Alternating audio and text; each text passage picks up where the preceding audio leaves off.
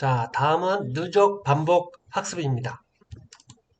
자, 저는 기본적으로 메타트랙이라는 거를 사용하는데, 이렇게, 공통수학이네요. 이렇게 단원별로 문제 푼 거에 대해서 위자와 연습 문제에 있는 OX를 기록을 합니다. 맞은 건 O고, 그 다음에 틀렸다가 본인이 고친 건 X. 자, 별표는, 잘 이해가 안 되고 몰라서 선생님한테 물어봤거나 답지를 받거나 했던 부분들입니다. 그래서 이렇게 1차에 풀었던 거에 대해서 뭐 2차에는 오답만 하고, 그 다음 3차에 다시 한번 더 전부 다 풀고 이렇게 여기 좀 많이 풀었네요. 잘 못하는 부분 더 많이 풀기도 하고 자 이렇게 구성이 되어 있습니다. 그래서 메타 트릭을 이용해서 아이가 맞은 문제 틀린 문제 그다음 오답을 했는지 그 다음에 다시 복습할 때는 아이의 상태에 따라서 2점만 한다던가 연습 문제까지 한다던가 이렇게 누적으로 이렇게 기록을 하게 되어 있습니다. 그래서 기본적인 방향은 메타 트릭을 통해서 오답 관리도 하지만 누적으로 반복 학습할 수 있도록 해주는 겁니다. 자, 걔는 마스터 노트는 좀 중요하고 약간 어려운 개념들에 대해서는 아이들이 계속 틀려요. 한번 틀렸던 문제인데, 개념인데, 그건 계속해서 까먹는 게 있어요. 자, 그런 부분들은 따로 모아서 이렇게 왼쪽에 그런 부분의 중요한 주제에 대해서 유형별로 이렇게 문제를 풀고, 오른쪽에 한 번 더 이 개념에 대해 정리를 하는 거예요. 저 빨간색 부분은 제가 첨삭을 한 부분인데, 이렇게 푸는 것보다는 이렇게 푸는 게 더 효율적이야라는 부분까지 같이 정리를 하는 거죠. 나중에 여기 포스트를 붙여서 다시 더 정리하기도 합니다. 그래서 이렇게 왼쪽에 있는 문제를 풀고 이 왼쪽에 있는 문제를 사실 왼쪽에 있는 문제들은 전부 다 아이들이 많이 틀렸던 유형들인 것들인데 또는 헷갈리는 오개념이 있는 것들을 따로 모아서 오른쪽에다가 자기만의 언어로 자기 생각으로 내용을 정리하는 거죠. 이렇게 푸는 것보다는 이렇게 푸는 것보다는 근과 계수 관계를 이용해서 하는 게 훨씬 효율적이고 나중에 어려운 문제를 풀 때도 도움이 된다. 정리를 해보자. 그래서 조금 어려운 개념, 심화와 기본 개념 중간에 있는 응용 개념 정도의 난이도의 내용들을 스스로 정리하는 노트가 개념 마스터 노트를 통해서 한 번 더 본인의 개념을 완성하는 거죠. 이거는 굉장히 어려워. 이차함수의 체리체수에서 범위가 있는 경우에 공통범위 있는 이 함수의 체리체수는 굉장히 난이도가 높은 개념이에요. 사실은. 이 개념들은 몇 번을 풀어도 아이들이 잘 못하는 부분들은 이렇게 정리를 한 번 더 시키고 정리도 시키고 그리고 매번 다음에 문제 풀 때 이 문제를 또 틀리는 경우에는 이 노트를 꺼내서 다시 읽어보게 해요. 네가 했던 거 또는 쌤이 이렇게 첨삭했던 걸 읽어보고 다시 한번 풀어봐. 자, 이거 이렇게 하는 거는 첫 번째 목적은 아이가 자기가 어려워하는 개념, 힘든 개념들을 정리하는 부분도 있지만 나중에 문제를 풀면서 또 생기는 오개념을 이 노트를 보면서 다시 공부를 하는 거, 반복하는 거예요. 어떤 자기만 노트를 만들어 놓는 거죠. 자, 정답률을 체크를, 문제 은행 프로그램이 있어서, 뭐, 매스플랫이나 매스올릭, 뭐, 이런 부분을 통해서 정답률 체크를 이렇게 하고 있습니다. 이렇게 하고 있고요. 네, 중학교, 고등학교.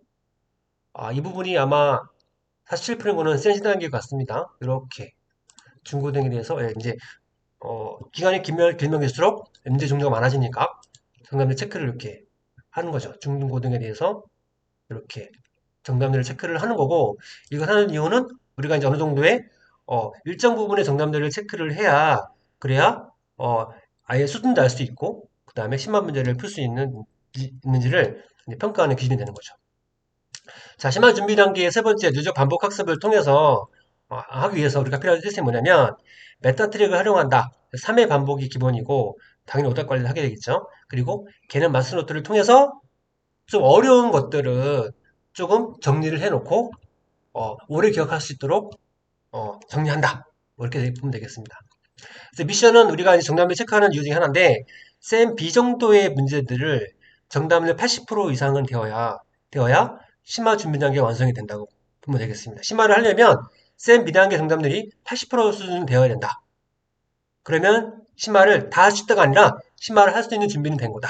이렇게 보면은 될 것 같습니다. 자, 준비 단계 네 번째는 오답률 줄이기입니다. 오답률 줄이기는 이것도 개인마다 편차가 굉장히 심한 부분 중에 하나인데 보통은 문제가 되는 경우는 만약에 정답이 틀렸으면은 자기 풀이 과정을 다 지우는 경우가 있어요. 내가 뭘 틀렸는지 궁금하지가 않아. 그냥 깨끗한 마음으로 다시 푸는 게 좋아. 자, 오답률 줄이기는 기본적으로 내가 틀리는 게 어떤 이유 때문에 틀린지를 아는 게 분석하는 게 1단계인데 보통의 아이들은 내가 틀린 게 싫은 거야. 다 지워. 40%. 자, 그리고 풀이가 복잡하니까 계산 실수도 많아지고 풀이 과정이 풀이 과정이 틀린 경우가 많은 거죠. 자, 오답면 줄이기를 위해서 하는 첫 번째 시스템은 반반 프리노트입니다. 그래서 노트가 있으면 이렇게 왼쪽만 풀고 오른쪽은 이렇게 반을 접어서 왼쪽은 프리 공간이고 오른쪽은 빈 공간이에요. 이렇게 왼쪽은 프리하고 오른쪽은 빈 공간. 오른쪽은 다 맞은 경우는 쓸 게 없는 거고 왼쪽에 이렇게 틀린 게 있으면 오른쪽에 다시 푸는 거예요. 이렇게. 자, 틀린 프리는 그대로 두고 오른쪽에 다시 푸는 거예요. 그래서 아이가 뭘 틀렸는지 확인을 해야 돼요.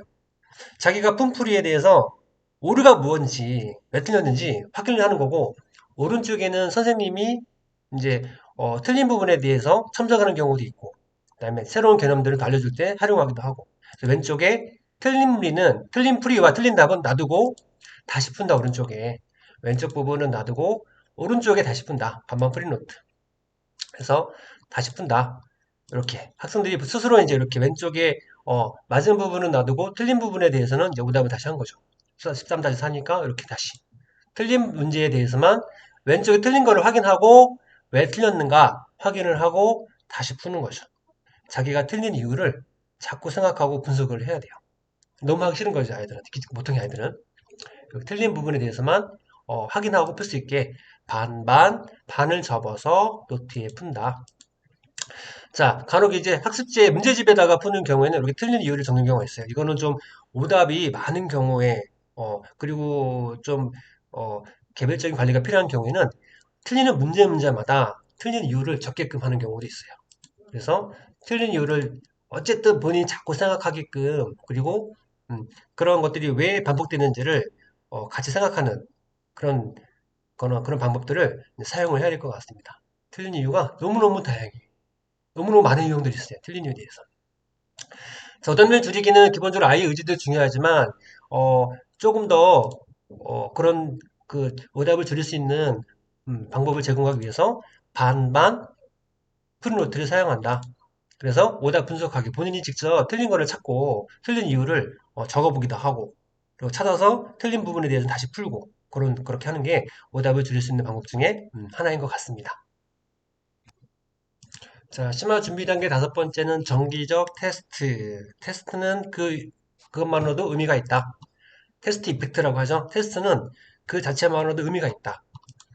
자, 테스트는 평가하는 수준을 넘어서 학습자한테도, 학생들한테도, 아이들한테도 내가 어떤 걸 알고 있고 모르고 있는지를 체크하는 자가 점검의 개념입니다. 평가와 점검의 기능을 같이 하고 있다는 거죠. 테스트를 매번 한다는 그런 기준에서 문제를 푸는 것과 그냥 문제를 푸는 거는 너무너무 차이가 많이 나요.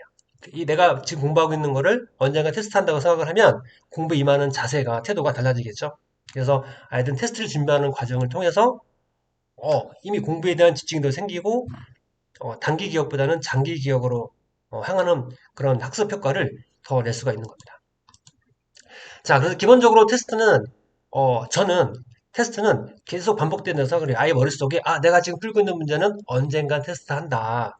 평가의 대상이다. 라는 생각을 할 수 있도록 진도 개념 단계의 테스트가 있고요. 개념 단계의 테스트가 있고 조금 이제 쌤을 풀거나 뭐 라이트선을 풀거나 유형 문제를 풀고 나서 응용 단계에서 그러니까 유형 단계에서 첫 번째는 개념 처음 배울 때에서 두 번째는 유형 단계에서 유형 문제집을 풀고 나서의 테스트가 있고 심화하는 학생이라면은 심화 단계에서도 테스트가 있다. 단계별로 테스트 이펙트는 굉장히 유효하고 의미가 있다. 음. 그리고 기본적인 테스트 방향은 개념과 응용 문제에 대한 것도 있지만 기본적인 테스트의 방향은 단원별로 중요하고 어려운 내용들이 있잖아요. 그런 분들 리스트업을 해서 각 단원별로 중요한 문제들을 뽑아서 그 문제에 대한 필수 유형 체크리스트가 있어요. 아이들이 그래서 어떤 유형에 대해서는 잘 풀고 어떤 유형을 잘 못 푸는지에 대한 체크리스트를 만들어서 체크를 합니다. 그래서 아이들마다 이런 체크리스트에 있는 문제들을 다 해결할 수 있는 능력이 있는지를 체크하는 목록들이 다 있어요. 네, 이렇게. 그래서 정규 테스트는 테스트 이펙트. 테스트 이펙트는 테스트만으로도 공부에 대한 효과가 굉장히 좋다. 테스트 이펙트. 테스트는 무조건 필요한 것입니다.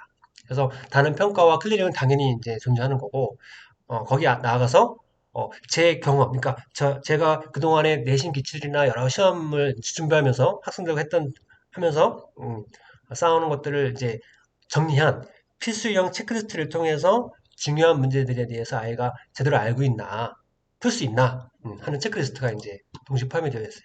그래서 미션은 단일평가는 80 이상 맞아야 돼요. 안 되면은 이제 클리닉을 하고 보충 수업을 하는 거죠. 그 다음에 아까 얘기했던 필수형 에 있는 문제들을 마스터하기. 그래서 내가 어, 기본적인 유형들에 대한 필수 유형들은 다 소화할 수 있다. 자신 있게 풀 수 있다. 그래야 심화 문제를 풀 수 있는 단계가 준비가 되는 거예요. 심화 문제는 한두 개의 유형이 아니라 기존에 나와 있는 여러 개의 유형들을 이제 조합하는 거잖아요. 그래서 필수 유형들에 대한 개념들이 딱 머릿속에 정리가 되어 있어야 심화 문제를 풀 수 있는 준비가 됐다고 보면 됩니다.